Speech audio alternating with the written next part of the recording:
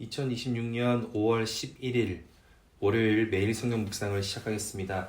오늘 하나님의 말씀은 창세기 40장 5절로 8절입니다. 창세기 40장 5절에서 8절의 말씀입니다. 옥에 갇힌 애굽 왕의 술 맡은 자와 떡 굽는 자 두 사람이 하룻밤에 꿈을 꾸니 각기 그 내용이 다르더라. 아침에 요셉이 들어가 보니 그들에게 근심의 빛이 있는지라. 요셉이 그 주인의 집에 자기와 함께 갇힌 바로의 신하들에게 묻되 어찌하여 오늘 당신들의 얼굴에 근심의 빛이 있나이까. 그들이 그에게 이르되 우리가 꿈을 꾸었으나 이를 해석할 자가 없도다. 요셉이 그들에게 이르되 해석은 하나님께 있지 아니하니이까. 청하건대 내게 이르소서. 아멘. 요셉의 이야기는 우리에게 참 많이 알려져 있습니다. 그런 의미에서 많은 설교와 많은 해석이 있었음을 생각하며 오늘은 다른 시각으로 이 본문을 살피고 우리의 오늘에 적용하려 합니다.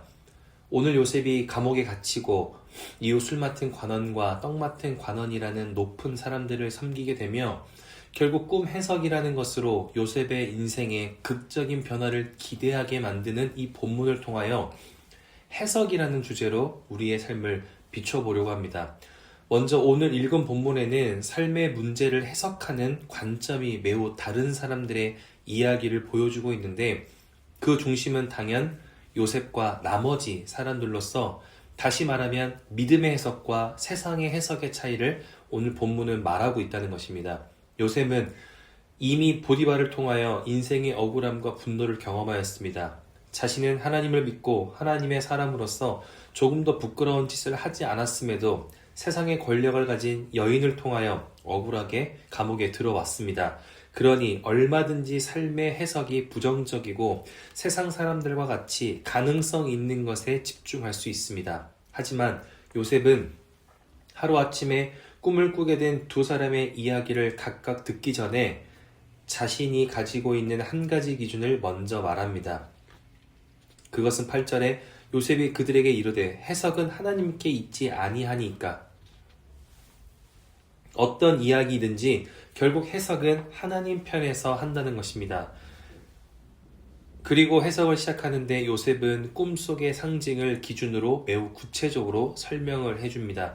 술 맡은 관원은 포도나무에 3가지 가지가 있는데 싹이 나고 꽃이 피고 포도송이가 익었고 자기 손에 바로의 잔이 있어 포도를 따고 즙을 내어 다시 바로의 손에 드리는 꿈을 꾸었다고 하니 3가지는 사흘이라고 하는 3일을 상징하고 바로의 손에 다시 술잔을 올리게 된다는 것은 삶의 자리를 회복한다는 뜻이니 감옥에서 3일 안에 나가 삶의 자리를 회복할 것이라는 긍정적인 해석을 한 것입니다.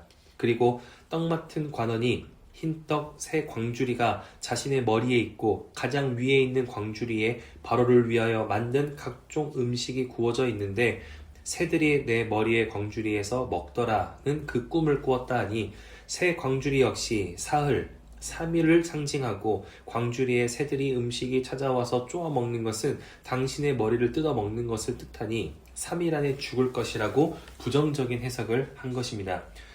우리가 주목해야 할 것은 믿음으로 해석하는 사람과 세상에 해석하는 사람의 차이가 있다면 믿음으로 해석하는 사람은 항상 좋은 것으로만 해석하는 사람이 아니라는 것입니다. 술 맡은 관원과 떡 맡은 관원은 우리가 잘 알듯 왕의 최측근의 사람으로서 신분이 매우 높은 사람입니다. 그러다 보니 요셉과 같이 힘과 권력이 없는 사람은 부정적인 해석 자체를 꺼려할 수밖에 없습니다. 그러나 하나님이 보여주신 것을 입술에 담아내는 믿음의 사람이었기에 하나님이 보여주신 것을 믿음으로 전달하는 것입니다.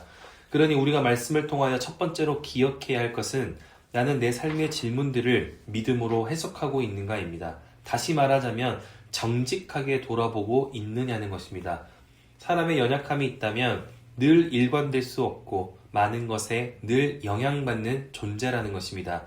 그러다 보니 누구나 실수할 때가 있고 연약함이 묻어나와 후회하는 상황을 마주하기도 합니다.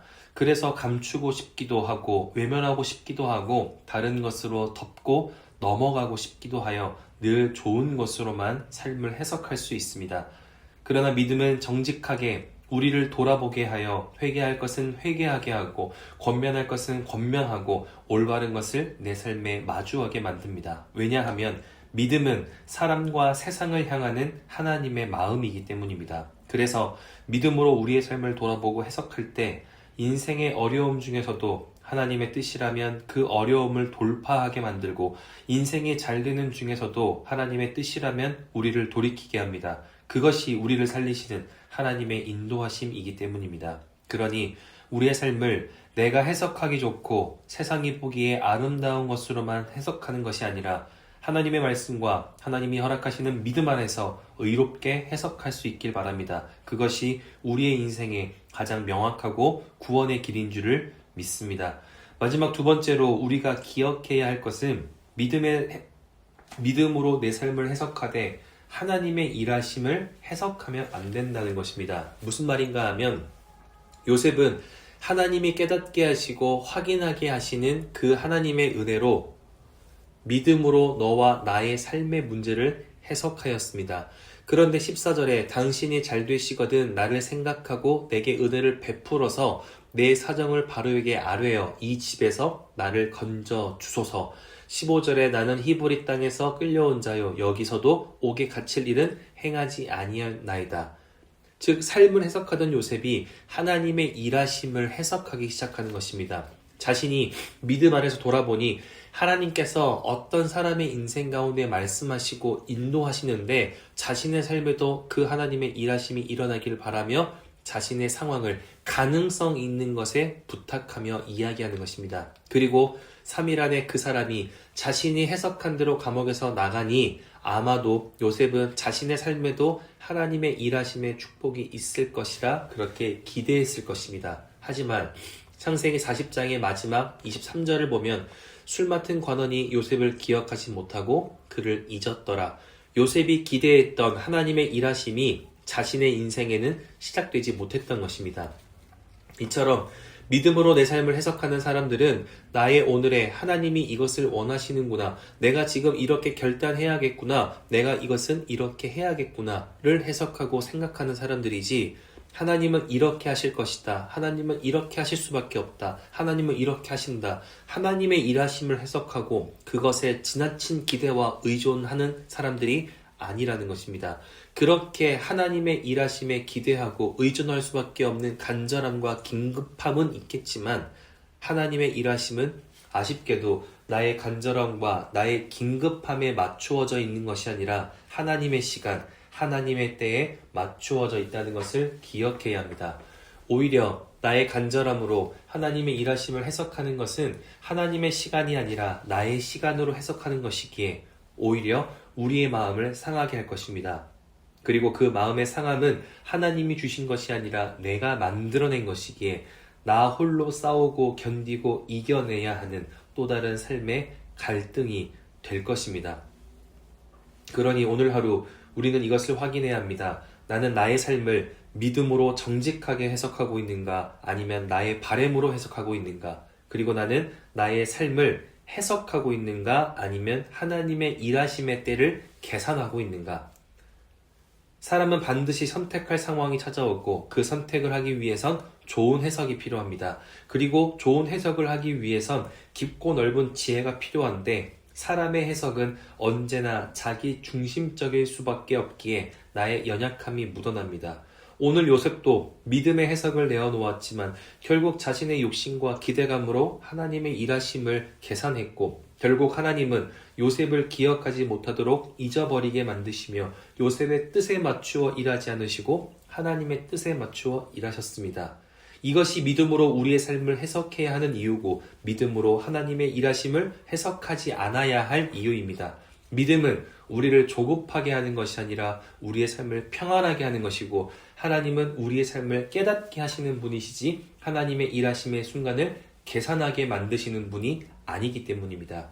그렇게 오늘 하루가 나의 기대감으로 내 마음이 높아지는 날이 아니라 하나님의 뜻과 약속을 기억하며 믿음으로 나의 마음이 평안할 수 있는 그렇게 믿음의 해석이 있는 복된 날이 될 수 있기를 주의 이름으로 축복합니다. 그 믿음의 해석과 믿음의 결단이 올바르게 세워질 때 내가 기대하지 않았던 그 시간 그 장소에 하나님의 일하심을 기쁨으로 확인하고 마주하게 될 것이라 믿습니다. 그렇게 오늘 하루 그 어느 때보다 평온하고 화평할 수 있는 하나님 안에서의 그 복된 영광을 누리며 살아갈 수 있는 복된 월요일 될 수 있기를 주의 이름으로 축복합니다. 기도하겠습니다. 사랑이신 아버지 하나님, 오늘도 말씀으로 우리의 삶을 결단하게 하시니 감사합니다. 나의 삶에 찾아오는 많은 질문들을 믿음으로 잘 해석하며 우리의 오늘을 하나님 안에서의 참 평안을 누리는 날로 살아내길 원하오니 성령께서 내 삶을 인도하시되 그 믿음의 해석을 가지고 세상과 사람과 상황에 따라서 맞추어 생각하지 않도록 성령께서 우리의 마음과 우리의 믿음 가운데 하나님만을 바라볼 수 있는 확신의 은혜로, 분명함의 은혜로 역사하여 주시옵소서. 그렇게 인도하실 주님께 감사와 찬양을 올려드리며 이제는 우리 주 예수 그리스도의 은혜와 하나님의 사랑하심과 성령의 내주교통 역사하심이 하나님의 말씀 앞에 내 삶을 비추며 하나님의 뜻에 맞추어 오늘을 살아내기로 결단하고 돌아가는 함께 예배하는 모든 하나님의 사람들 머리 위에, 그리고 멀리 해외군의 지방에 있는 가족들, 우리 교회 환우들과 우리 교회와 복중의 생명까지 이제로부터 영원토록 함께 없시기를 간절히 축원하옵나이다. 아멘.